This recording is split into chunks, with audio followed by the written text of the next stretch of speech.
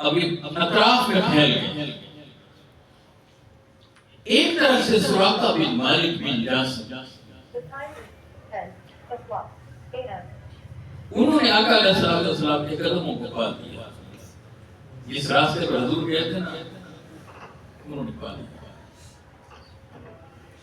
اس راستے پر کھڑے ہو گئے. اب جو بھی لوگ ادھر سے آتے نا وہ پوچھتے کہ آپ نے دیکھا ہے حضور علیہ السلام آقا کا نام لیتا. سیدنا صدیق اکبر رضی اللہ عنہ کا نام لیتا. لوگوں نے پتا تھا کہ ادھر ہی سے گئے. وہ کہتے نہیں ادھر سے نہیں گئے, ادھر میں نہیں جاتے دیتا. دوسرا آتا کام تھا میں پوچھتے آپ نے دیکھا ہے ادھر کسی بھی جاتے. وہ کہتے ادھر جاتا دیتا. اور آتے ان سے پوچھتے ادھر جاتا دیکھا. وہ کہتے ادھر جاتا دیکھا. کسی کو ادھر تو گمراہ کرا. گمراہ کا معنی سمجھا. گم پلس راہ.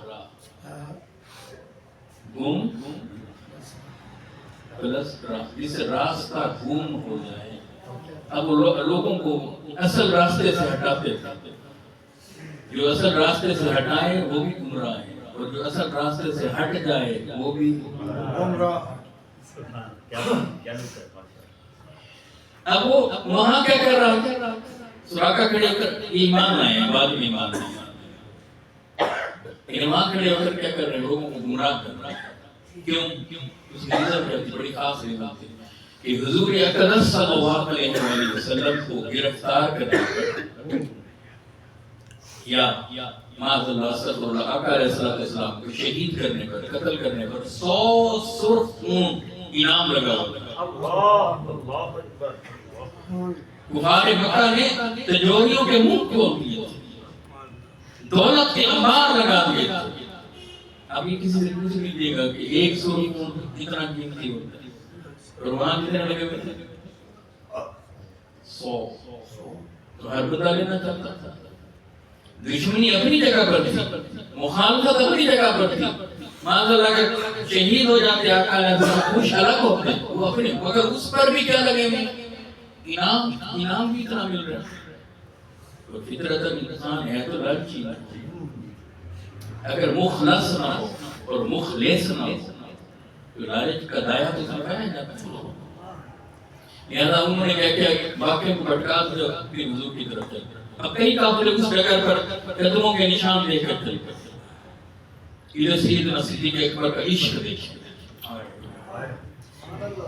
سیدنا صدیق اکبر کا عشق دیکھیں. کبھی رسول اللہ کے آگے چلتے ہیں, حضور چلتے ہیں, حضور کے آگے چلنا شروع کر. کبھی رسول اللہ کے دائیں چلنا شروع کر, کبھی رسول اللہ کے بائیں چلنا شروع کر دو, کبھی رسول اللہ کے پیچھے چلنا شروع کر دو. پوچھا گیا ابو بکر یہ کیا کرتے ہو؟ یا رسول اللہ جب ڈر لگتا ہے نا دشمن آگے سے آئے گا تو ابو بکر آگے آ جاتا ہے کہ میرے محبوب پر کوئی بات نہ کرے. اگر کسی نے حملہ کرنا ہے تو پہلے صدیق پر کرے. کبھی ڈر لگتا ہے کہ دشمن ادھر سے نہ آ جائے تو ابو بکر ادھر ہو جاتا ہے. کبھی ڈر لگتا ہے کہ دشمن ادھر سے نہ آ جائے تو ابو بکر ادھر ہو جاتا ہے. کبھی خدشہ گزرتا ہے کہ دشمن پیچھے سے وار کرتا ہے, ابو بکر پیچھے آ جاتا ہے کہ جب تک ابو بکر ہے میرے محبوب پر آنچ ہی نہ. سبحان اللہ, سبحان اللہ. سیدی مرشدی یا نبی یا نبی, غلام ہے رسول کے غلام ہے, غلامی رسول میں بہت ہی. کون دیتا ہے ایسے, کون کرتا ہے ایسے کسی کی حفاظت, کون کرتا ہے؟ تو یہ ہے صحابہ, یہ ہیں آقا علیہ السلام کے شاگرد, یہ ہیں میرے محبوب علیہ السلام کی صحبت سے فیض پانے والے صحابی.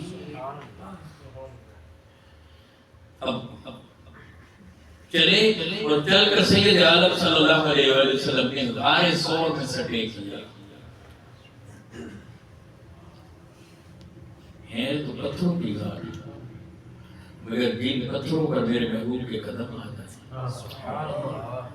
کبھی غار ہرا بنتی ہے, کبھی غار ثور بنتی ہے. تک کے لیے محبوب تر سیدنا ابراہیم علیہ السلام نے جن پتھروں پر کھڑے ہو کر کعبہ کو تعمیر کیا تھا، قرآن بول رہا تھا وَاتَّخِذُوا مِن مَقَامِ إِبْرَاهِيمَ مُصَلًّى، ابراہیم کے جوڑوں کو جائے نماز بناؤ تھا، کیونکہ ان پر قدم لگے ہوئے تھے۔ دیکھیں ابراہیم نہیں ہے علیہ السلام، ابراہیم علیہ السلام کے پاؤں نہیں ہیں، ابراہیم علیہ السلام کے پاؤں کے تلووں کو چومنے والے پتھر، اس پتھر کے بارے میں قرآن کہہ رہا ہے وَاتَّخِذُوا مِن مَقَامِ إِبْرَاهِيمَ مُصَلًّى، اور اس پتھر کو باب کعبہ کے سامنے رکھا ہے، کہا کہ جب طواف کر لینا تو کعبے کی 3 اطراف کو چھوڑ دینا، اب مقام ابراہیم کے پیچھے کھڑے ہو کر میری بارگاہ میں جھک جانا۔ اتنی عزت دی ہے پتھر، اللہ اکبر، تو کیا بخت جاگا بارش ہوا۔ ایک تو میرے آقا وہاں تشریف لے گئے، ایک قرآن بول رہا، اب سیدنا صدیق اکبر رضی اللہ تعالیٰ آگے بڑھے یا رسول اللہ بات ہے عشق مصطفیٰ علیہ السلام، تو اندر اس غار کی صفائی کرنے لگے، کچھ سوراخ تھے، کہیں ان میں سے کچھ نکل کر آقا کو نقصان نہ پہنچا دے، تو وہ اپنی چادر اتار اس کے ٹکڑے کرنے لگے، ان سوراخوں کو کے منہ کو بند کرنا، یہاں تک کہ سب جو کپڑا تھا ضرورت سے زائد وہ سارا وہاں لگ گیا، پھر بھی ایک سوراخ رہ گیا، اور سیدنا صدیق اکبر رضی اللہ تعالیٰ جب آقا علیہ السلام تشریف لائے تو جناب صدیق اکبر رضی اللہ تعالیٰ اس پر ایڑی رکھ کر بیٹھ گئے، میرے حبیب نے کہا میں آرام کرنا چاہتا ہوں، گودی بچھا دی، جناب صدیق اکبر نے گودی بچھائی، میرے حبیب علیہ السلام کا چہرہ انور گودے صدیق اکبر،